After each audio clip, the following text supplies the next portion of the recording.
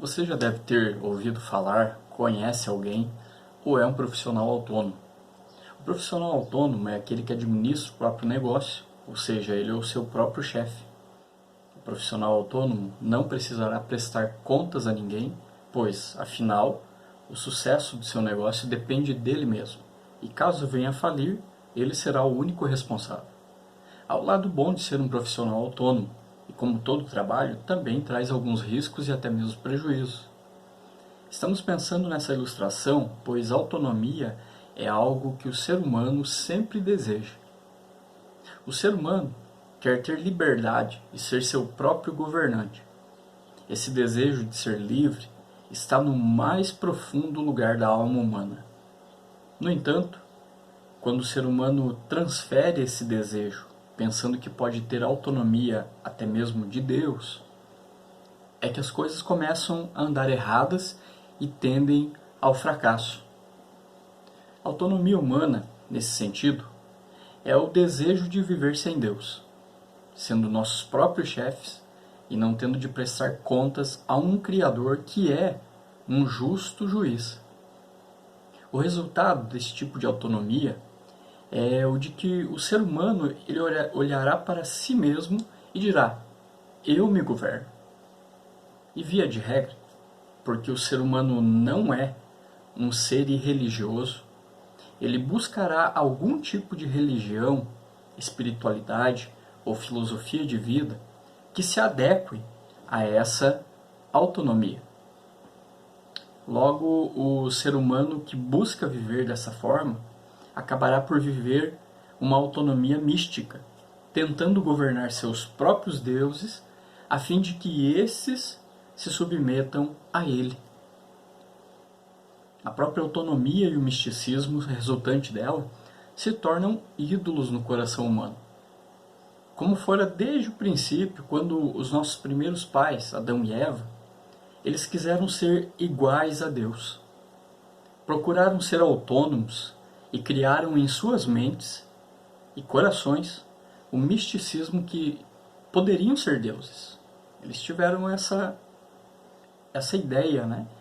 Pensaram que poderia ser dessa maneira quando desobedeceram a Deus. Nós podemos ser iguais a Ele, podemos ser deuses. Toda tentativa humana de ser autônomo e independente de Deus levará ao misticismo, a crença em outros deuses e a uma religiosidade falsa e frágil, pois não suprirá o ser humano nas suas necessidades, nem como ser dependente e nem como ser religioso que é.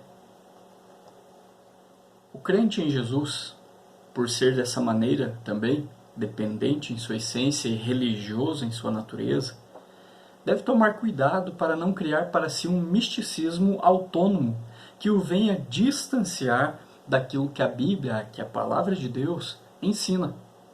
O crente ele precisa manter-se fiel ao ensino bíblico e, como consequência, aplicá-lo à sua vida prática, não como um rito religioso meramente, mas como um estilo de vida, pois a diferença entre uma vida de autonomia mística e uma vida pautada na Bíblia é justamente a quem esses dois modos de vida servem. Tem a ver com serviço, tem a ver com adoração. A autonomia mística, ela é vivida a fim de um serviço do ser humano a si mesmo. Uma vida que se baseia na Palavra de Deus, na Bíblia Sagrada, será vivida para adoração e serviço a Deus exclusivamente. Observamos em nosso contexto cultural no Brasil como o misticismo é forte, em que as pessoas creem em diversas entidades e muitas praticam rituais que não condizem com aquilo que a Bíblia chama de adoração e culto. Algumas pessoas ainda hoje acreditam em trevo de 4 folhas, amuletos, horóscopo, não passam embaixo da escada e por aí vai. Tudo isso porque as suas vidas não estão pautadas naquilo que a Bíblia diz. Logo, vivem mentiras. E como consequência, tudo o que fazem gira em torno deste misticismo. Vejamos dois textos bíblicos. O primeiro que mostra a tentativa humana de autonomia de Deus e onde isso nos leva. E o outro, em que o escritor bíblico mostra como o crente em Jesus deve viver de acordo com o ensino de Deus em sua palavra. O primeiro texto se encontra em Gênesis capítulo 3, versículos 4 e 5. Gênesis capítulo 3, versículos 4 e 5. O texto diz o seguinte: Então a serpente disse à mulher: É certo que não morrereis, porque Deus sabe que no dia em que dele comerdes, se vos abrirão os olhos, e como Deus, sereis conhecedores do bem e do mal. Satanás tentou os primeiros seres humanos, enfatizando a proibição de Deus em vez da sua provisão, reduzindo a ordem divina a uma pergunta, lançando a dúvida quanto à sinceridade de Deus, difamando os motivos de Deus e negando a veracidade da ameaça que Deus tinha feito, caso o ser humano desobedecesse. Eva gradualmente se rendeu às refutações e meias-verdades de Satanás, que menosprezavam os privilégios dela e minimizavam a ameaça divina. O texto diz que Satanás fala em serem como Deus e conhecedores do bem e do mal, ilustrando o tipo de conhecimento que supostamente teriam se fossem iguais a Deus, um conhecimento ilimitado de todas as coisas. Era uma árvore boa, mas o ser humano não podia tomar seus frutos ou partilhar deles. O pecado é constituído de um ato ilícito de descrença, de uma pretensa autonomia humana, do desejo de adquirir conhecimento separado de Deus. O que a Bíblia nos ensina é que devemos viver pela fé na palavra de Deus e não por uma pretensa autossuficiência de conhecimento, como nossos primeiros pais buscaram viver ao aceitar a proposta da serpente. O outro texto, que vai servir de base para a nossa reflexão aqui, encontra-se na carta de Paulo aos Colossenses, lá no Novo Testamento, Colossenses, capítulo 2, versículos 20 a 23.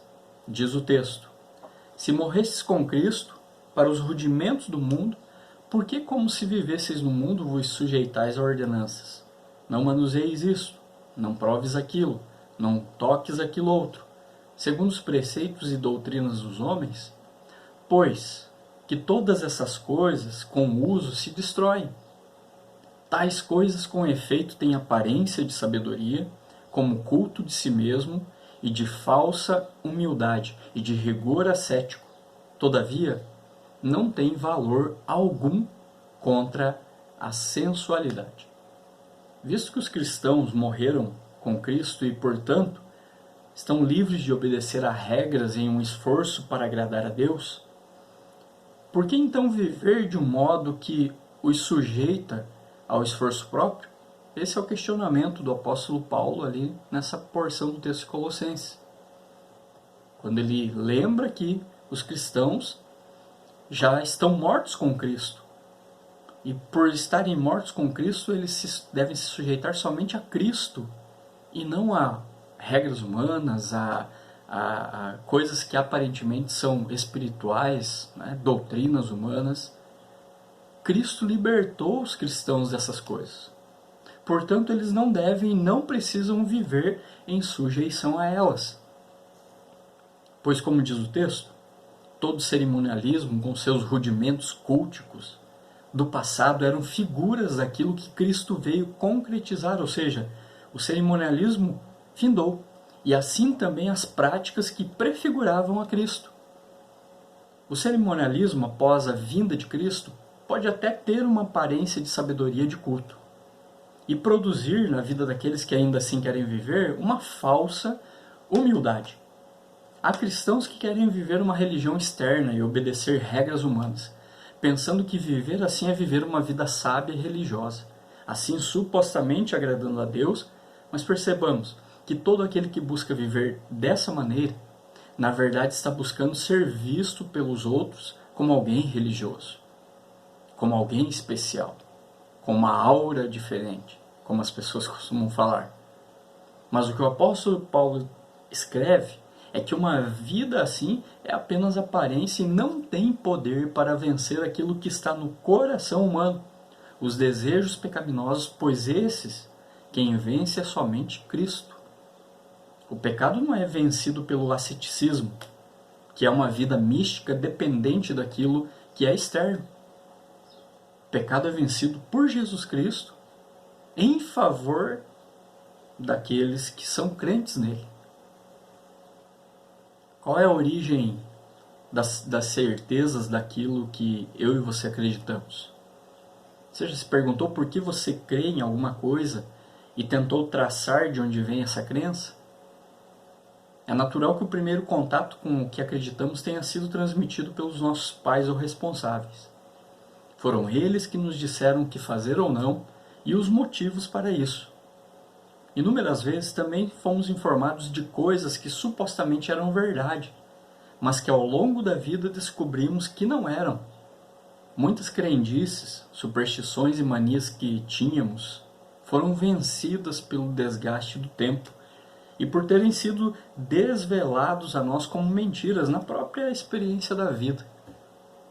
Dentre tantos fatores, nossa limitação para conhecermos adequadamente a realidade, somada ao fato de recebermos ensinamentos sem precisão, pode nos fazer acreditar no que é falso.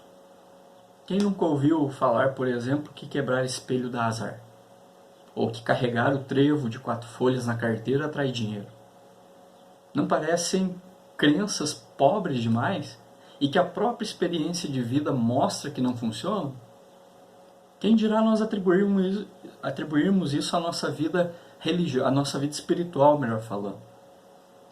Quando nós não conhecemos a verdade que a Bíblia, que a palavra de Deus revela sobre Deus, a gente vive então à mercê de muitas crendices, muitos misticismos, mas quando nós conhecemos a verdade que a Bíblia revela sobre Deus, não podemos mais viver dessa maneira, porque como diz Colossenses, Cristo já morreu por nós. Portanto, as demais coisas são fúteis e até mesmo falsas. Acreditarmos em Cristo para a nossa salvação e acreditarmos, por exemplo, em um modo de vida baseado em rudimentos cultuais, em amuletos, em superstições, acreditar que determinado lugar é mais sagrado que o outro, isso é crendice.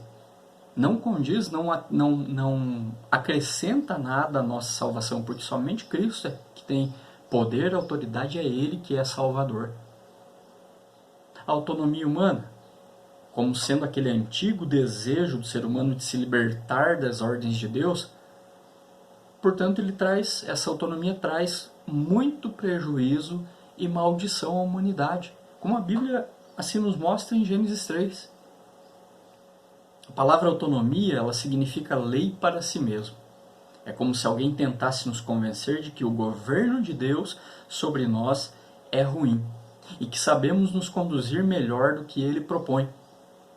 Então, rejeitamos sua palavra, que nos conta que Cristo morreu por nós e, portanto, se nós somos salvos por Cristo, nós não dependemos mais das nossas próprias crendices, daquilo que nos falaram, daquilo que nos contaram como verdade. E se a gente não se sujeita à palavra de Deus, então nós vamos rejeitar essa palavra, para vivermos de acordo com aquilo que achamos melhor para nós. Foi exatamente essa a primeira tentação que Adão e Eva experimentaram lá no Jardim do Éden. Eles haviam sido criados em retidão e justiça e por isso eles precisariam sim ser convencidos a praticar o mal. Então, após eles terem ouvido a serpente e terem caído, que nós chamamos de queda da humanidade, todos nós já nascemos inclinados a desobedecer a Deus, a não acreditar naquilo que Deus fala. A autonomia em relação a Deus, ela carrega em si uma sagacidade maldosa. Observamos no texto bíblico que a serpente sagaz trouxe engano aos seres humanos para vender a eles uma autonomia. Aquela serpente agiu com lábia, com maldade e conseguiu com sucesso o seu intento de enganar a humanidade. Havia total má intenção na proposta da serpente, que na Bíblia é identificada como sendo Satanás, o qual é descrito também na Bíblia como o pai da mentira. Logo, essa proposta de autonomia em relação a Deus é diabólica para nós, pois procede do inimigo, o qual só deseja nos destruir. Essa autonomia também perverte a verdade, pois quando a humanidade deseja ser autônoma de Deus, o governo dele sobre nós é interpretado como algo tirânico e ruim, até mesmo prejudicial. Satanás perguntou: é assim que Deus disse? Observemos a sagacidade nessas palavras. Satanás partiu de um mandamento bom que Deus havia dado e o deturpou para que obedecê-lo parecesse mal.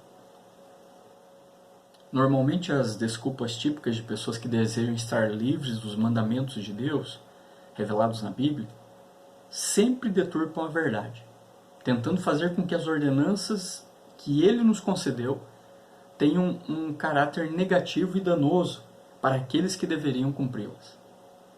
Essa autonomia acarreta também uma negação das consequências da desobediência. Deus havia estabelecido: no dia em que dela comeres, certamente morrerás, conforme está escrito lá em Gênesis 2:17. Satanás, no entanto, ousadamente acusa Deus de ter mentido.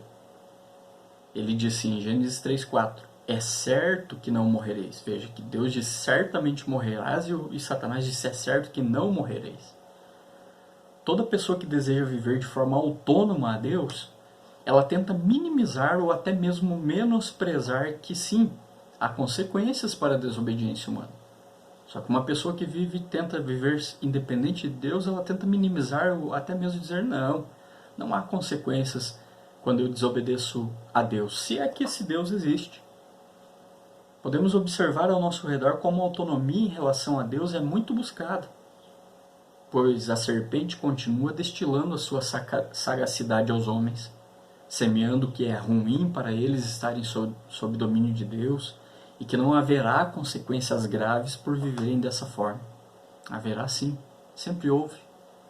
A desobediência a Deus sempre trouxe consequências gravíssimas à humanidade.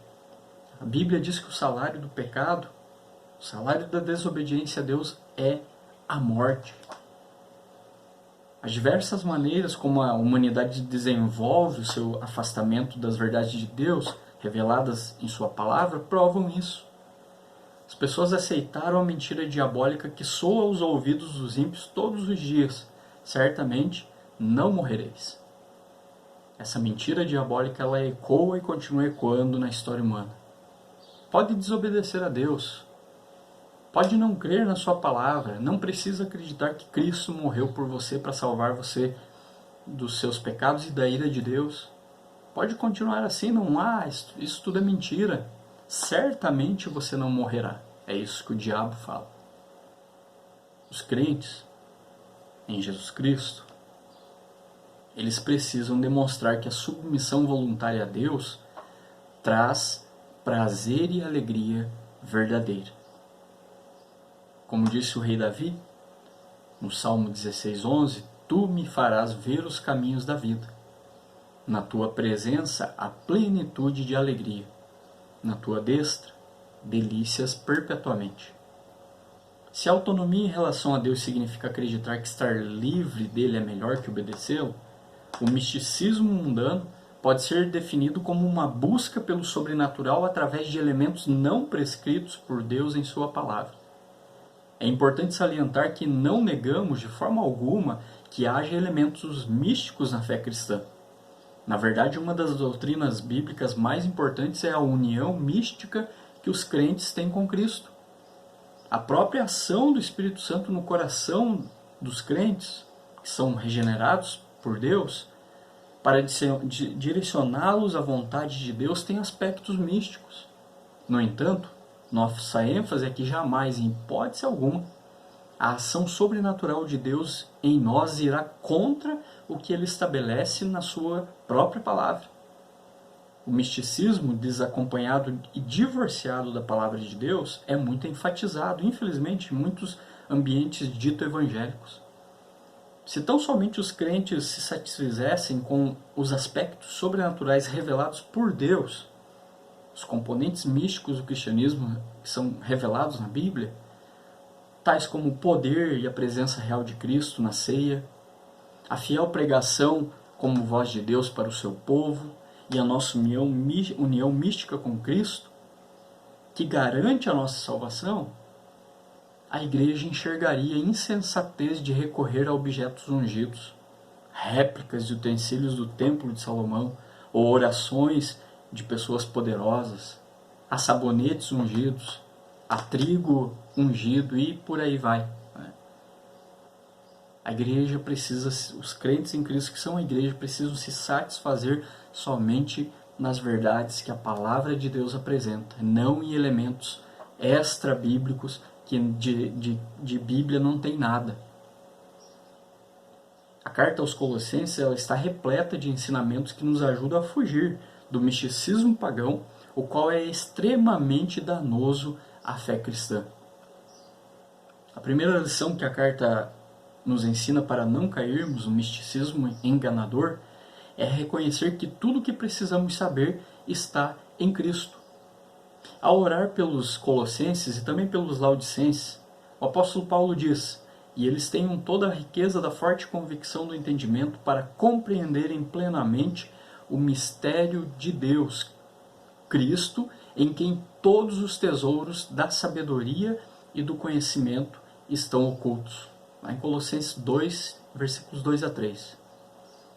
Riqueza da forte convicção do entendimento é uma declaração que enfatiza a certeza que somente o verdadeiro conhecimento do Senhor traz. Conhecer a Cristo é ter riquezas eternas, porque essas riquezas eternas que estão ocultas em Cristo, elas nos dão convicção daquilo que nós cremos, daquilo que o crente deve crer, que é crer que Jesus morreu por ele e isso basta.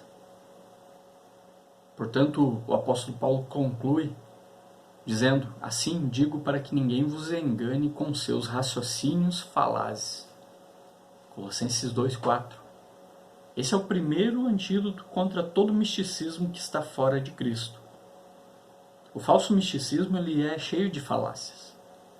São suposições transmitidas como verdade, mas que não têm nenhum fundamento sólido na palavra de Deus. Por isso o apóstolo Paulo ele nos alerta sobre os seus perigos. Ele diz: cuidado que ninguém vos venha enredar com sua filosofia e vãs sutilezas, conforme a tradição dos homens, conforme os rudimentos do mundo e não segundo Cristo. Colossenses 2,8. As duas fontes principais que Paulo menciona são a tradição dos homens e os rudimentos do mundo. É importante ressaltar que, como infelizmente ocorre tantas vezes, é possível fazer dessas coisas a nossa regra de fé e prática no lugar da Bíblia, e assim colocá-los como ídolos em nosso coração. Embora o misticismo não ancorado na Bíblia afaste as pessoas de Deus, ele faz isso de maneira que pareça sabedoria. As tradições humanas supõem cultuar a Deus através de ordenanças que não são baseadas na palavra de Deus. Assim, como diz em Colossenses 2,23, tem aparência de sabedoria como culto de si mesmo e de falsa humildade e de rigor ascético. Todavia, não tem valor algum contra a sensualidade. Esse misticismo sem fundamento bíblico parece espiritualidade saudável, mas não passa de idolatria que se traduz em pecado. As ordenanças que não procedem de Deus não precisam ser levadas a sério pelos crentes, e não devemos nenhuma submissão a elas. O falso misticismo desconsidera a clareza da palavra de Deus para instituir uma nova forma de buscar ao Senhor, que tem aparência de sabedoria, mas acaba nos afastando dele. Em vez de se acomodar ao que está revelado, as pessoas fazem desse misticismo pagão parte da sua vida religiosa, da sua religiosidade. E acabam assim por cair em idolatria porque confiam em outros meios de se aproximarem de Deus fora de Cristo e que não estão baseados na Bíblia. Percebamos como uma grande parte dos evangélicos relaciona a sua aproximação à obediência a Deus com coisas que Deus nunca ordenou. Ou como os não cristãos colocam sua confiança em amuletos e coisas parecidas. Todos eles precisam ser confrontados com a verdade que Jesus é tudo e que o único meio de se aproximarem de Deus está em sua palavra revelada. Quem governa a sua vida? Deus ou você mesmo? Qual resultado você espera ter com relação a quem governa você? Eu me governo ou Deus me governa?